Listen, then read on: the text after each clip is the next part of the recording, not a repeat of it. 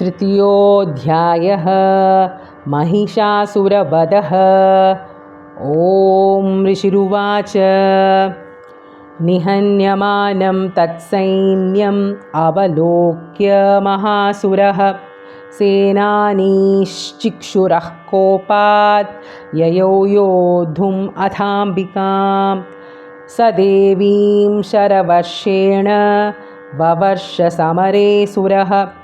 यथा मेरुगिरेः शृङ्गं तोयवर्षेण तोयदः तस्य छित्त्वा ततो देवी लीलयैव शरोत्करान् जगानतुरगान् बाणैर्यन्तारं चैव वाजिनां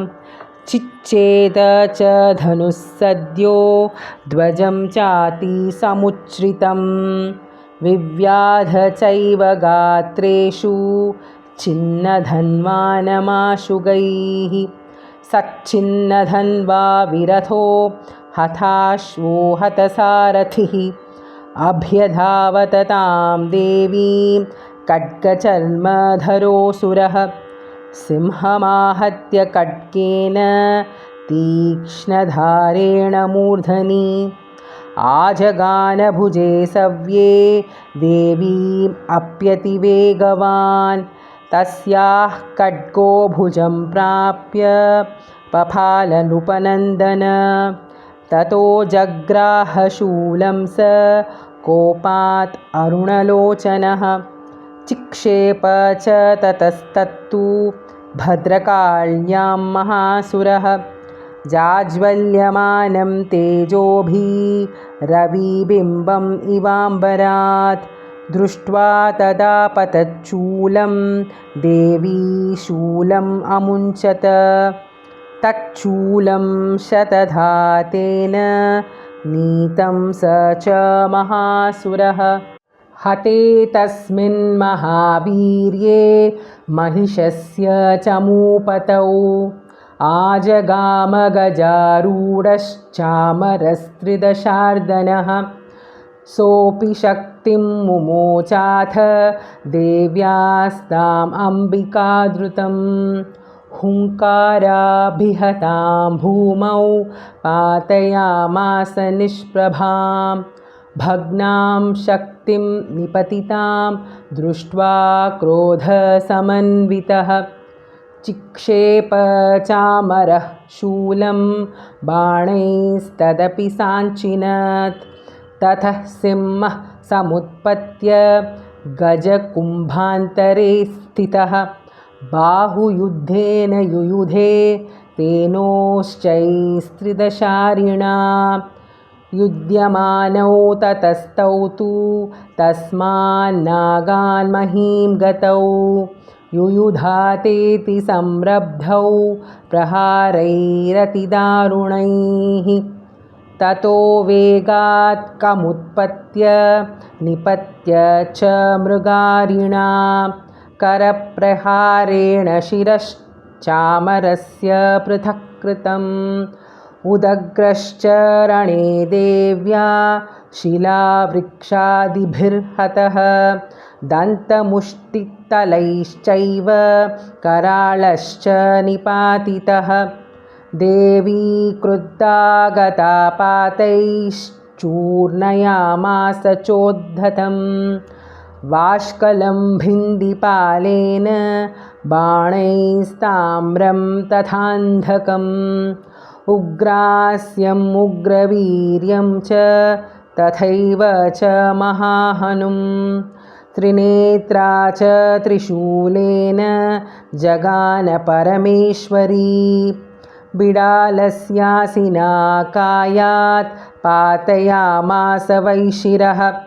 दुर्धरं दुर्मुखं चोभौ शरैर्निन्येयमक्षयम् एवं संक्षीयमाणे तु स्वसैन्ये महिषासुरः माहिषेण स्वरूपेण त्रासयामास तान् गणान् कांश्चित्तुण्डप्रहारेण कुरक्षेपैस्तथा परान् लाङ्गूलताडितांश्चान्यान् शृङ्गाभ्यां च विदारितान् वेगेन कांश्चिदपरान् नादेन भ्रमणेन च निःश्वासपवनेनान्यान् पातयामास भूतले निपात्य प्रमथानीकम् अभ्यधावत सोऽसुरः सिंहं हन्तुं महादेव्याः कोपं चक्रे ततोऽम्बिका सोऽपि कोपान् महावीर्यः कुरक्षुण्णमहीतलः शृङ्गाभ्यां पर्वतानुच्चांश्चिक्षेप च ननाद च वेगभ्रमणविक्षुण्णा महीतस्य व्यशीर्यत लाङ्गूलेनाहतश्चाब्दिः प्लावयामास सर्वतः धृतशृङ्गविभिन्नाश्च कण्ठं कण्ठं ययुर्गणाः श्वासानिलास्ताः शतशो निपेतुर्नभसोच्चलाः इति क्रोधसमाधिमातम् आपतन्तं महासुरं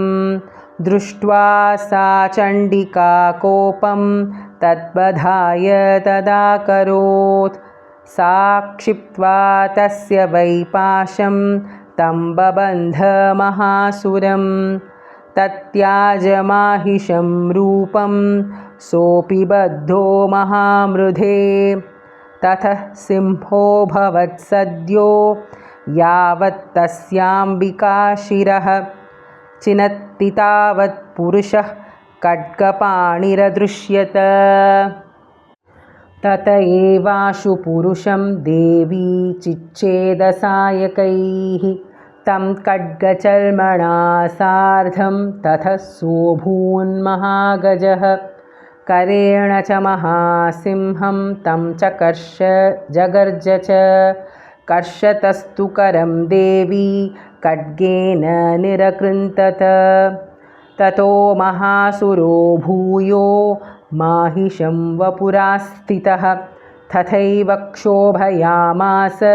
त्रैलोक्यं सचराचरं ततः क्रुद्धा जगन्माता चण्डिकापानमुत्तमं पपौ पुनः पुनश्चैव जहासारुणलोचना ननर्दचासुरः सोऽपि बलवीर्यमदोद्धतः विषाणाभ्यां च चिक्षेप चण्डिकां प्रतिभूधरान् सा च तान् प्रहितांस्तेन चूर्णयन्ती शरोत्करैः उवाच तं मदोद्धूतमुखरागाकुलाक्षरं देव्युवाच गर्ज गर्जक्षणं मूढ मधु यावत् पिबाम्यहं मया त्वयि हतेऽत्रैव गर्जिष्यन्त्याशु देवताः ऋषिरुवाच एवमुक्त्वा समुत्पत्य सारूढा तं महासुरं पादेनाक्रम्य कण्ठे च शूलेनैनमताडयत् ततः सोऽपि पदाक्रान्तस्तया निजमुखात्ततः अर्धनिष्क्रान्त एवासीत् देव्या वीर्येण संवृतः अर्धनिष्क्रान्त एवासौ युध्यमानो महासुरः तया महासिना देव्या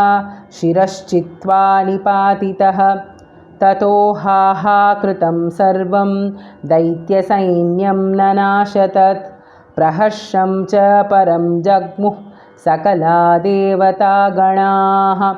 तुष्टुवुस्तां सुरादेवीं सह दिव्यैर्महर्षिभिः जगुर्गन्धर्वपतयो ननृतुश्चाप्सरो गणाः। ॐ